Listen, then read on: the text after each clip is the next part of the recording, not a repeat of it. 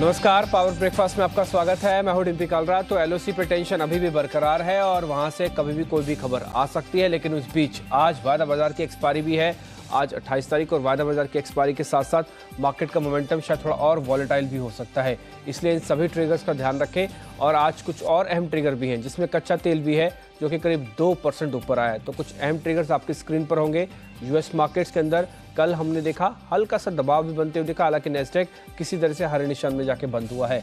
इसके अलावा अगर आप देखें तो बातचीत चल रही है डोनाल्ड ट्रंप के बीच में और किम जोंग के बीच में। पहले राउंड की बातचीत को सफल बताया गया है और अब दूसरे राउंड की बातचीत का दौर भी आज खत्म हो जाएगा। आज शाम को वहां से एक और बयान आ जाएगा। इसके अलावा कच्चा तेल और रुपया, ये दोनों ही फिलहाल तो थोड़ी सी मुश्किल में है, क्योंकि क्रूड वापस से 2% ऊपर हुआ है। वायदा बाजार की एक्सपायरी आज इफेक्ट अपना जरूर दिखाएगी। सबसे पहले जरा ग्लोबल मार्केट के संकेत ही जान लेते हैं। एसजेएक्स निफ्टी हल्की गिरावट के साथ कर रहा है शुरुआत। 17 अंकों का नुकसान अभी देखने को मिल रहा है। संदीप है मेरे सहयोगी मेरे को बताने के लिए कि इस समय के संकेत क्या हैं, क्या चीज़ पे ज़्यादा ध्यान रखना है, और खासकर डोनाल्ड ट्रंप और किम जोंग की जो बातचीत हो रही है वहाँ से क्या संकेत और आ सकते हैं, बताएं सर। देखिए, हल्की सी नरमी है जैसे आपने कहा एसजेएक्स निफ्टी में, या तो फिर ठहराव के संकेत हैं ग्लोबल मार्केट्स में। एसजेएक्स निफ्टी हल्की गिरावट शो कर रहा है। कल अगर आप यूएस के मार्केट देखिए तो मिली जुली क्लोजिंग देखने को मिली, लेकिन इंटरेस्टिंग था डाउ देखिए एक बार फिर से करीब 73 अंक गिर के बंद हुआ है। 2 दिन से लगातार आप देखिए जो यूएस के मार्केट्स उनमें गिरावट देखने को मिली है। जब से जेरम पावेल का भाषण हुआ है संसद में, उसके बाद से अगर आप देखिए तो डाउ जोन्स में 2 दिन से लगातार गिरावट देखने को मिल रही है। इनफैक्ट आईटी सेक्टर जो कि 12 दिन से लगातार तेजी दिखा रहा था, वो भी कहीं ना कहीं अब थोड़ा सा थकता हुआ दिख रहा है। कल वहां पे भी गिरावट देखने को मिली। तो ओवरऑल देखा जाए थोड़े से नरमी के संकेत यूएस के मार्केट से देखने को मिल रहे हैं, और उसका इंपैक्ट आप देखिए एशियन मार्केट में साफ तौर पे देखने को मिल रहा है। जिस वार्ता की आप बातचीत कर रहे हैं किम जोंग उन और ट्रंप के बीच में, उसका पहला दौर जो है उसे सफल बताया जा रहा है। लेकिन इंपॉर्टेंट है आज ये जो शिखर वार्ता आज होने वाली है, उसमें क्या अपडेट निकल के सामने आता है। ये ग्लोबल मार्केट्स के लिए बहुत इंपॉर्टेंट है, क्योंकि नॉर्थ कोरिया के ऊपर अगर सैंक्शंस कम होनी है तो उसके लिए यूएस ने ये शर्त रखी है कि इनको डी न्यूक्लियराइजेशन करना होगा। तो उससे क्या अपडेट निकल के सामने आते हैं वो देखने होंगे। लेकिन कल आप देखिए यूरोपियन मार्केट्स की जो क्लोजिंग है वो 0.5% तक की गिरावट के साथ ही देखने को मिली है। तो दुनिया भर के बाजार में अगर आप देखें थोड़ा सा जियोपॉलिटिकल जो टेंशंस बन रही है इंडिया और पाकिस्तान के बीच में, उसका इंपैक्ट भी कहीं ना कहीं ग्लोबल मार्केट्स में देखने को मिल रहा है। वो थोड़ा सा ठहराव तो ऑलरेडी देखने को मिल ही रहा है। और हमारे लिए जो इंपॉर्टेंट है क्रूड के ट्रिगर्स, वो अगर आप देखें तो लगातार दूसरे दिन चलता हुआ दिखा है।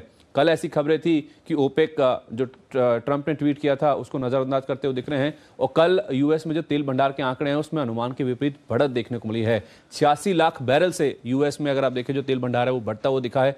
तो वो भी एक इंपॉर्टेंट ट्रिगर जिस वजह से क्रूड को सहारा मिला है। 2% की तेजी कल देखने को मिली थी, और आज देखिए $66 ब्रेंट और WTI क्रूड में $57 के ऊपर के लेवल्स देखने को मिल रहे हैं। तो ये बहुत इंपॉर्टेंट ट्रिगर है जहां तक इंडियन मार्केट की जहां तक बात है। अगर करेंसी भी इसके साथ वीक होती है तो हमारे लिए थोड़ी सी दिक्कतें बढ़ती हुई दिख सकती हैं। और साथ साथ अगर आप देखें तो ग्लोबल मार्केट के जो संकेत हैं या तो फिर जो सपोर्ट है वो आज नहीं देखने को मिल रहा।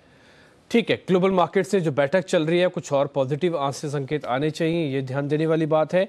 और खासकर जो डोमेस्टिक फ्रंट पे एलओसी पे टेंशन है, वहां से कोई और बुरी खबर नहीं आए, बस इतना ही हमको ध्यान रखना होगा। और तो बाजार आज शॉर्ट कवरिंग हो सकता है, दिखा भी दे, क्योंकि आज वायदा बाजार की एक्सपायरी भी है। पहले मैं कुछ एक आंकड़े एफआईज और डीएस के रखता हूँ, उसके बाद हम आपके सामने एक्सपायरी का पोल रखेंगे। फिर अनिल जी से जानेंगे कि आज की रणनीति क्या होनी चाहिए, आज आपका बैंक निफ्टी और निफ्टी में ट्रेड कैसे होना चाहिए। पहले जरा एफआईज के आंकड़े देखिए। पिछले 2 दिन से जब से एलओसी पे थोड़ी टेंशन बढ़ी है, वहाँ से खबरें आ रही हैं एफआईज का खरीदारी का दौर जारी है। कल भी उन्होंने 400 करोड़ रुपए की खरीदारी की, हालांकि परसों के मुकाबले तो कम है, बट फिर भी खरीदारी उनकी तरफ से हुई है। इसके अलावा डीआईज ने भी कल 67 करोड़ रुपए की नेट में खरीदारी की है। वायदा बाजार में जो इंस्टीट्यूशनल एफआईज हैं उनकी तरफ से कल खरीदारी ही होती हुई दिखी है। फ्यूचर्स, ऑप्शंस और स्टॉक्स, इन तीनों के फ्यूचर्स के अंदर खरीदारी होती हुई दिखी। हाँ, सिर्फ और सिर्फ स्टॉक्स ऑप्शंस ऐसी हैं जहाँ पे हल्की सी बिकवाली हमको होती दिखी है। ज़्यादातर सेगमेंट्स में खरीदारी ही हुई है। आगे बढ़ते हैं, एक जरा पोल के जरिए भी समझ लेते हैं कि आज निफ्टी और बैंक निफ्टी का ज़्यादातर राय क्या बन रही है, किस जगह पर एक्सपायर हो सकते हैं।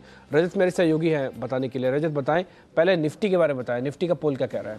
बिल्कुल 10,800 से 10,900 की रेंज, ये 40% जानकार मान रहे हैं कि इस रेंज पे 10,800 से 10,900 के बीच एक्सपायरी कर सकती है, और 35% जानकार मान रहे हैं अगर स्लिप भी हुए तो 10,700 के नीचे जाने की प्रोबेबिलिटी बहुत कम है। 10,700 से 10,800 की रेंज 35% जानकार मान रहे हैं। लेकिन अब ये देखिए बहुत बड़ी तेजी की उम्मीद है नहीं, क्योंकि कल के सत्र में भी 11,000 की कॉल में बहुत ज़्यादा एडिशन देखने को मिला था। तो बहुत तेजी की उम्मीद है नहीं, क्योंकि 10,900 से 11,000 मात्र 15% जानकार मान रहे हैं। तो मोटी मोटी रेंज आज के लिए आप 10,700 से 10,900 एक ब्रॉडर रेंज मान के चलें, और अगर इसको छोटा करना है तो 10,750 से 10,850 के बीच में कामकाज होता हुआ नजर आएगा, ऐसा लग रहा है एक्सपायरी वाले दिन। लेकिन निफ्टी बैंक यहाँ पर डेटा बहुत ज्यादा स्कैटर्ड है, अभी भी बहुत ज्यादा मिला जुला रुझान देखने को मिल रहा है, लेकिन जो अभी तक रेंज निकल के आ रही है वो 26,800 से लेकर 26,900, ये 40% जानकार मान रहे हैं कि निफ्टी बैंक की फरवरी एक्सपायरी कटेगी इस रेंज पे, और 26,700 से 26,800 ये 30% जानकार इस समय एक्सपायरी रेंज लेकर चल रहे हैं। यहाँ पर मुद्दा यही है कि बहुत बड़ी तेजी की उम्मीद नहीं है, 27,000 के पार जाना बहुत मुश्किल है। 26,900 से 27,000 ये मात्र 20% बेट लगा रहे हैं इस रेंज पे। तो यहाँ पर रेंज देखें तो 26,700 से 26,900 एक ब्रॉडर रेंज एक्सपायरी वाले दिन निफ्टी बैंक की। ठीक है, तो ये पोल के जरिए पता लग रहा है कि निफ्टी बैंक और निफ्टी की रेंज क्या रह सकती है आज कटान की। आगे बढ़ रहे हैं और जी बिजनेस के मैनेजिंग एडिटर अनिल सिंह भी हमारे साथ जुड़ रहे हैं, उनसे जानते हैं कि आज निफ्टी और बैंक निफ्टी में शुरुआती सौदे कैसे बनाए जाए।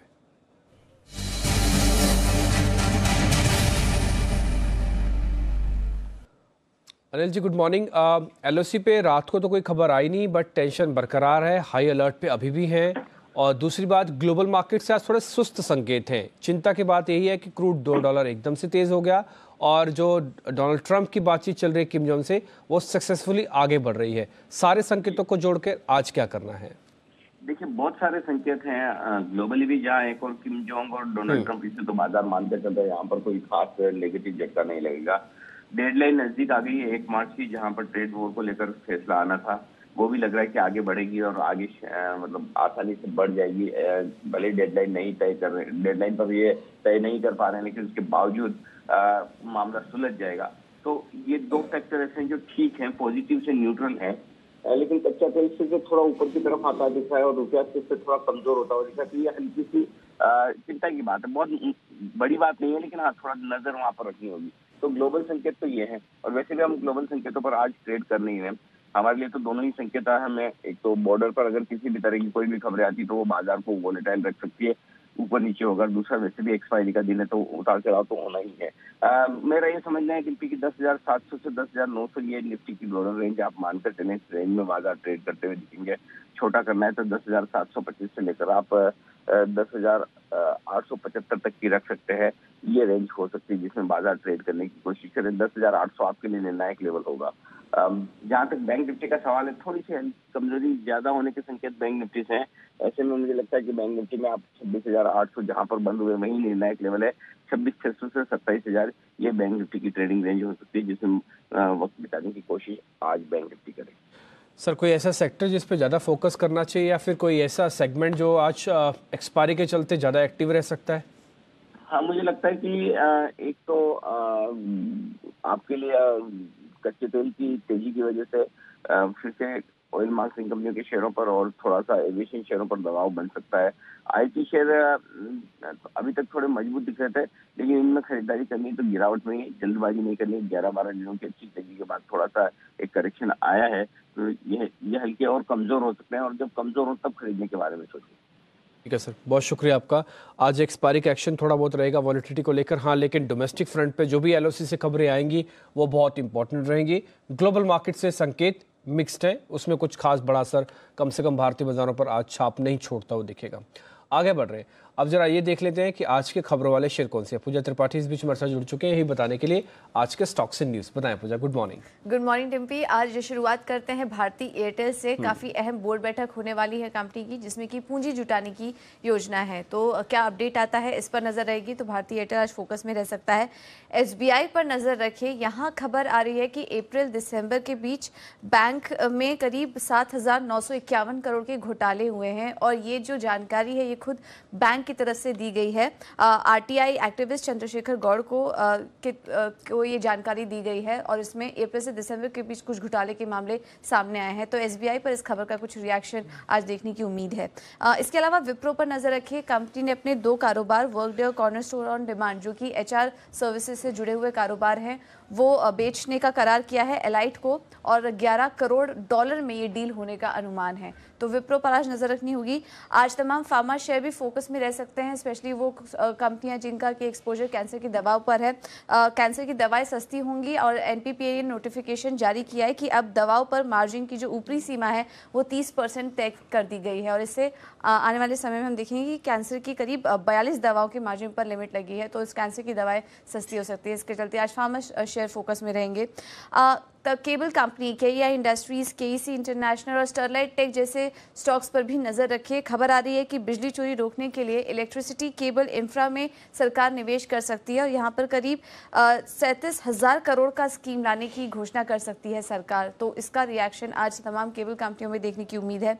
अजंता फार्मा पर नजर रखिए। आज से कंपनी का बायबैक खुलेगा जिसमें कि 1300 प्रति शेयर पर कंपनी करीब 100 करोड़ के शेयर बायबैक करेगी और क्विक हील भी फोकस में रहेगा। यहाँ खबर आ रही है कि 5 मार्च को बोर्ड की बैठक होगी जिसमें कि बायबैक लाने पर विचार किया जाएगा।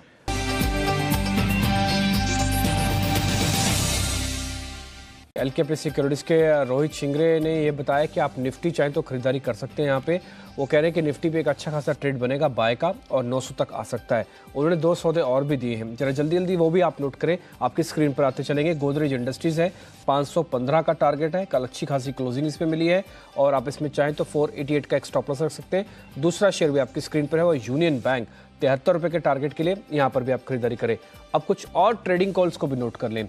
एवी मनी कह रहा है कि भारतीय एयरटेल को खरीदा जा सकता है, 315 का स्टॉप लॉस रखें। ये एक्सपायरी के कुछ चुनिंदा शेयर हैं तो 335 तक का आपको टारगेट मिल जाएगा। कैनरा बैंक भी वो खरीदारी की लिस्ट में रख रहे हैं, स्टॉप लॉस 225 का रखना होगा आपको और टारगेट करीब 242 रुपए का। कार्वी स्टॉक ब्रोकिंग कह रहा है कि आप टाइटन को बेचे। कल बंसल जी ने टाइटन के सेल कॉल इनिशिएट भी किया था, आज कार्वी का भी यही मानना है, ये 1000 के नीचे फिसल के आ जाएगा, 995 का टारगेट होगा। साथ ही बाय करने के लिए कह रहे हैं LNT, आप वहां पे खरीदारी करें। एक्सिस सिक्योरिटीज की भी कॉल आई है, बजाज ऑटो को लेकर वो बाय करने के लिए कह रहे हैं और उनका टारगेट 2960 का है। कल की क्लोजिंग इस ऑटो कंपनी की काफ़ी अच्छी रही। कमोडिटीज़ की कॉल्स भी आप जरा नोट करें। हमने अलग अलग एक्सपर्ट से बातचीत की और अमित सजीजा से उनसे जो हमने राय ली वो कह रहे हैं कि सोने पे आज आप खरीदारी करें, 33,400 रुपये तक का टारगेट होगा आपका। इसके अलावा वो कह रहे हैं कि आप चाहे तो क्रूड पे भी एक बार खरीदारी कर सकते हैं, आज 2% बढ़ा है तो MCX पे चलना स्वाभाविक है। 4140 आज का टारगेट, 4020 स्टॉप लॉस और रुपए को लेकर आज 7170 आ सकता है, तो इस पे आप ध्यान रख सकते हैं। मृत्युंजय से हम थोड़ी देर में बातचीत भी करेंगे, एक एक्सक्लूसिव खबर कमोडिटीज को लेकर आ भी रही है, लेकिन उससे पहले जल्दी से दिवांशी से जान लेते हैं कि आज की ब्रोकिंग हाउसेस की रिपोर्ट्स क्या कहते हैं। दिवांशी बताएं आप। बिल्कुल, आज सबसे पहले तो क्रेडिट स्विस की जो NBFCs पर रिपोर्ट है उस पर नज़र करनी चाहिए, क्योंकि उन्होंने ये कहा है कि NBFCs पे आप सतर्क रहना चाहिए। स्पेशली 4 कंपनीज हैं जिनका नाम उन्होंने यहाँ पे मेंशन किया है। इंडिया बुल्स हाउसिंग फाइनेंस, यहाँ पे कल मैक्वारी की भी रिपोर्ट यही सजेस्ट कर रही थी। एडलवाइस, LNT फाइनेंस और येस बैंक, ये 4 स्टॉक्स हैं जिसपे सबसे ज़्यादा सतर्क रहने की राय है और ये मानते हैं कि जो नकदी की दिक्कतें हैं उसके चलते जो रियल एस्टेट सेगमेंट है वहाँ पे जो NPAs है वो काफ़ी बढ़ते हुए दिख सकते हैं और इसी के चलते ये 4 स्टॉक्स हैं जिसपे हमें फोकस करना चाहिए। इसके साथ ही आज CLSA पर वोडाफोन आइडिया की जो रिपोर्ट आई है, बिकवाली की राय को उन्होंने बरकरार रखा है और साथ ही 27 तक के जो लक्ष्य है वो सुझा रहे हैं। मान रहे हैं कि जो राइट इश्यू यहाँ पे ला सकते हैं कंपनी, उसके चलते अगले 2 साल हैं जहाँ पे फंडिंग की कोई दिक्कत नहीं होगी, लेकिन इसके बावजूद जो बैलेंस शीट है वो बहुत ज़्यादा मजबूत नहीं है, लिवरेज बहुत ज़्यादा, या कह सकते हैं कि जो डेट है वो बहुत ज़्यादा है। कुछ राज्यों में यहाँ पे सबसे ज़्यादा फोकस करने की जो स्ट्रैटेजी है कंपनी की वो थोड़ी सी काम करती हुई दिख सकती है, उससे फ़ायदा मिल सकता है। उसके साथ ही आज नोमरा की इन्फोसिस पर रिपोर्ट आई है जहाँ पे 680 तक के लक्ष्य वो सुझा रहे हैं और न्यूट्रल रेटिंग है, लेकिन कमेंट्री थोड़ी सी नेगेटिव है। मान रहे हैं कि यहाँ पे जो मार्जिन्स है यहाँ पे लगातार नरमी देखने को मिल रही है और आगे चल के क्योंकि उन्होंने यहाँ पे जो अट्रीशन रेट है उसको कम करने के लिए वेतन में यहाँ पे बढ़त की है और इसी के साथ जो बिकवाली है या जो सेल्स की जो इन्वेस्टमेंट है वो यहाँ पे थोड़ी सी कम होती हुई दिखी है, तो ग्रोथ पे असर आ सकती है, इसी के चलते थोड़े से कंसर्न्स है। और आखिर में आज HSBC की ऑयल एंड गैस पे रिपोर्ट है। यहाँ पे कल जो सिटी गैस की लाइसेंसिंग हुई है उससे सबसे ज़्यादा जो फायदा है वो गेल को मिलता हुआ दिख सकता है, सबसे ज़्यादा पॉजिटिव यहाँ पे गेल दिख रहा है। ठीक है, गेल यहाँ पे और तेज़ हो सकता है। सिटी गैस राउंड के लाइसेंस मिलने के फ़ायदा इनको ज़रूर मिलेगा, तो ये अलग अलग ब्रोकिंग हाउसेस की रिपोर्ट्स में वैसे भी जो गैस से जुड़े हुए कंपनीज है वो काफ़ी अच्छे चल भी रही थी। एक खबर और भी थी जो हम आपके सामने रखना चाहते हैं, वो है NSCL मामले को लेकर। NSCL घोटाले मामले को लेकर जितनी भी अहम खबरें सबसे पहले हम आपके सामने रख रहे हैं और उसमें एक और कंपनी का नाम भी है जिसके डेरिवेटिव कारोबार को बंद किया हुआ है, फिलिप्स कैपिटल। इससे पहले भी 4 कंपनीज के डेरिवेटिव कारोबार पर रोक लगा दी है और मृत्युंजय से हम अभी थोड़ी देर में बातचीत भी कर लेंगे, लेकिन मैं खबर इस बीच आपको बता दूं, फिट एंड प्रॉपर वो नहीं पाए गए हैं। कमोडिटीज ट्रेड के अंदर कई companies fit and proper trade नहीं कर पाए हैं, इसलिए उनको भी कमोडिटी से बाहर रखा गया और ये इमीडिएट इफेक्ट से लागू होगा और 45 दिन के अंदर अंदर उनको अपना कामकाज बंद भी कर लेना होगा। तो एक अहम जानकारी हम आपके सामने रखते हैं, फिलिप्स कमोडिटीज के वादा कारोबार पर, कमोडिटीज के वादा कारोबार पर भी रोक लगा दी गई है और ये तत्काल प्रभाव से लोग है। इससे पहले भी 4 कंपनीज पर NSCL घोटाले में संकेत होने की वजह से और ये बताते हुए कि वो फिट एंड प्रॉपर नहीं है, उन पर रोक लगा दी गई थी। तो ये करीब 5वीं कंपनी ऐसी है जिस पे रोक लगी है।